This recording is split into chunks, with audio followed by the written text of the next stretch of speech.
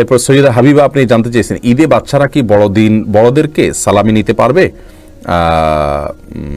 বাচ্চারা ঈদে সালামি নেওয়ার ব্যাপারে কোনো অসুবিধা নেই। সালামি বলতে যদি আমরা হাদিয়া দেই তাহলে সেটা অসুবিধা নেই, হাদিয়া দেওয়া যেতেই পারে। এবং যদি হাদিয়া ছাড়া সালামি বলতে শুধুমাত্র আসসালামু আলাইকুম বলে সালামি নেওয়া, এটা আমাদের দেশের একটা কালচার, সংস্কৃতি, ইসলামের শরিয়ার কোনো বিষয়ের সাথে সরাসরি কোনো সংঘর্ষ বিষয় নাই, বিধায় এটাতে অসুবিধা নেই। বাকি সালাম দিলেই টাকা দিতে হবে এই বিষয়টা তো আর কেউ এরকম মনে করে না। এরকম যদি মনে করতো তাহলে এটা নিষিদ্ধ হতো। অতএব ঈদ উপলক্ষে বাচ্চাদেরকে খুশি করার জন্য আপনার তারা সালাম দিল, আমরা তাদেরকে কোনো হাদিয়া দিলাম, এটা ইসলামের শরীয়ত দৃষ্টিকোণ থেকে নিষিদ্ধ কোনো কিছু নয়। এটাকে মানুষ ইবাদত মনে করে না, যেটাকে বেদাত বলবো আমরা।